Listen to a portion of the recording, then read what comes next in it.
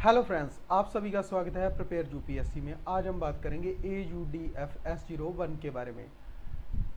ये एक गैलेक्सी का नेम है जिसको इंडिया की एक स्पेस टेलीस्कोप एस्ट्रोसैट के द्वारा ढूंढा गया है, डिटेक्ट किया गया है।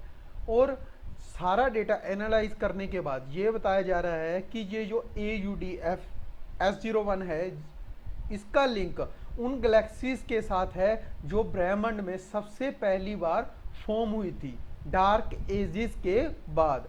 तो आप सोच सकते हैं कि ये जो गैलेक्सी है ये कितनी ज़्यादा पुरानी है हमारी जो गैलेक्सी मिल्की वे है उसके कंपैरिजन में। तो इसके मिलने से पहली बात तो हमें बहुत ज़्यादा जानकारी मिलेगी स्पेस के बारे में।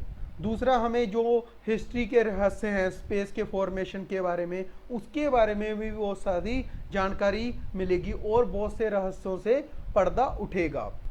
तो आज की हम इस वीडियो में जो ये गैलेक्सी मिली है AUDFS01 और एस्ट्रोसैट के बारे में डिटेल में डिस्कस करेंगे। और बढ़ते हैं हमारी वीडियो की ओर और डिस्कस करते हैं।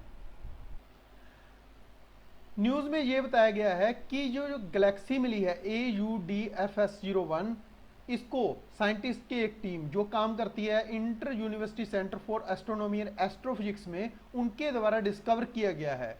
और उन्होंने इसको डिस्कवर करने के लिए इंडिया की एक स्पेस टेलीस्कोप एस्ट्रोसैट के डाटा को यूज़ किया है। और उनके द्वारा ये बताया गया है डाटा एनालाइज करने के बाद कि जो इस गैलेक्सी की लोकेशन है वो हबल एक्सट्रीम डीप फील्ड में है। ये स्पेस में एक रीजन है। इस रीजन के बारे में हम इसी वीडियो में बात करेंगे।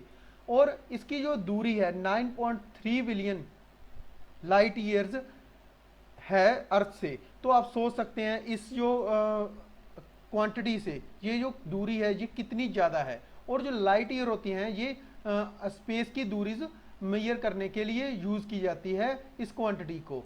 तो इस टीम में किस किस कंट्री के साइंटिस्ट ने काम किया? इसमें काम किया इंडिया के, स्विट्ज़रलैंड के, फ्रांस, यूएसए, जापान और नीदरलैंड की जो साइंटिस्ट हैं उन्होंने इस टीम में काम करके सबसे पहली बार जो ये गैलेक्सी है जिसका ओरिजिन बहुत ज़्यादा ओल्डेस्ट गैलेक्सीज के साथ बताया जा रहा है उसको ढूंढ निकाला है। अब हम बात करेंगे हबल एक्सट्रीम डीप फील्ड के बारे में। ये स्पेस का एक पोर्शन है, एक रीजन है जिसमें यह अनुमान लगाया जाता है कि इसमें अप्रोक्सीमेटली 5500 गैलेक्सीज प्रेजेंट है। और जो सबसे पुरानी गैलेक्सी इस रीजन में डिटेक्ट की गई थी, रिकॉर्ड की गई थी, उसको रिकॉर्ड किया था हबल स्पेस टेलीस्कोप के द्वारा 10 लंबे सालों तक। और जो ये गैलेक्सी जो सबसे पुरानी गैलेक्सी थी उसकी जो लाइट थी उसको पहुंचने के लिए अर्थ तक 13.2 बिलियन ईयर्स लगे। तो आप सोच सकते हैं कि ये जो गैलेक्सी है ये कितनी दूर है अर्थ से। अब हम बात करेंगे हबल स्पेस टेलीस्कोप के बारे में। ये एक स्पेस टेलीस्कोप है जो अर्थ के अराउंड रिवॉल्व करता है। इसको पहली बार लॉन्च किया गया था 1990 में अर्थ के लोअर ऑर्बिट में। और ये अब तक ऑपरेशनल है, मींस काम कर रहा है।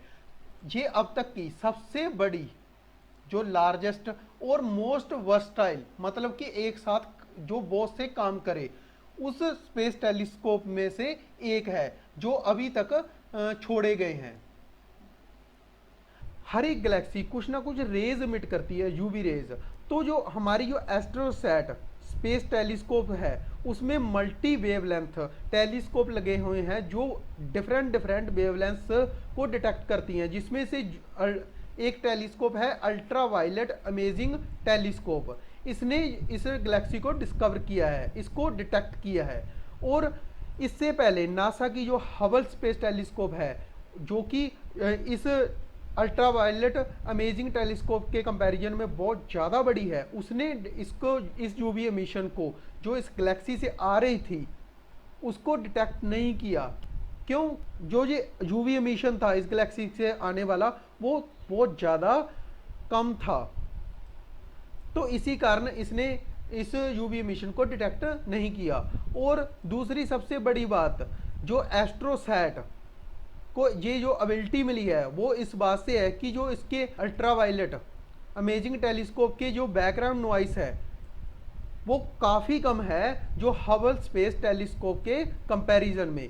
और इस ऑब्जर्वेशन को सबसे पहली बार जो डिटेक्ट किया गया एस्ट्रोसैट के द्वारा वो कब किया गया, अक्टूबर 2016 में, जिसके सारे डेटा को हमारे जो इंडिया के साइंटिस्ट हैं उन्होंने 2 सालों तक केयरफुली एनालाइज करने के बाद ये पता लगाया कि ये जो एमिशन है, यूवी एमिशन है, ये गैलेक्सी का है। और इस डाटा के बेस पर हमें पता चला कि इस रीजन में एक गैलेक्सी प्रेजेंट है।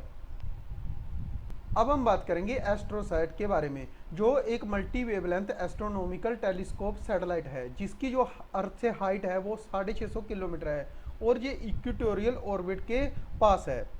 इसको जो लॉन्च किया गया था वो किया गया था सितंबर 28, 2015 को इसरो के द्वारा। उन्होंने जो लॉन्च करने के लिए व्हीकल यूज किया था वो था पोलर सैटेलाइट लॉन्च व्हीकल, जिसको उन्होंने सतीश धवन स्पेस सेंटर श्रीहरिकोटा से लॉन्च किया था। इसको सेलेस्टियल जो सोर्सेज होते थे उनकी एक्सरे, ऑप्टिकल और यूवी जो स्पेक्ट्रल बैंड्स होते हैं, एमिशन रेज होती हैं, उनको डिटेक्ट करने के लिए, एक साथ डिटेक्ट करने के लिए बनाया गया था। और इसमें 5 यूनिक एक्सरे और अल्ट्रावायलेट टेलीस्कोप भी प्रेजेंट हैं। और सबसे यूनिक बात तो इसकी ये है कि ये एक साथ साइमल्टेनियसली बहुत सी वेवलेंथ्स को ऑब्जर्व कर सकता है जो कि एस्ट्रोनॉमिकल ऑब्जेक्ट से निकलती है।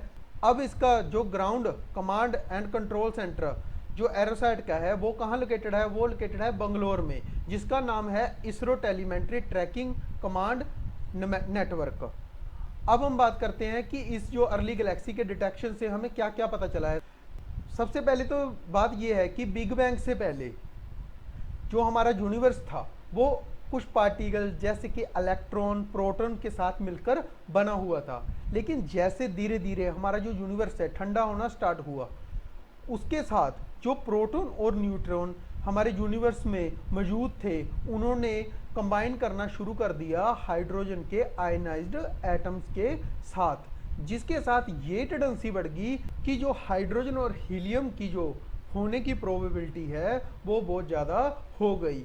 अब आपको पता ही है कि जो हाइड्रोजन और हीलियम है ये स्टार की फॉर्मेशन के लिए बहुत ज़्यादा ज़रूरी एलिमेंट्स है। हमारे सन में जो न्यूक्लियर फ्यूज़न जो रिएक्शन चल रही है उसमें जो 2 हाइड्रोजन होते हैं ना वो एक हीलियम एटम में कन्वर्ट हो रहे हैं, जिससे होता क्या है, सबसे पहली बात तो इस फ्यूजन रिएक्शन में बहुत सी एनर्जी निकलती है और लाइट निकलती है।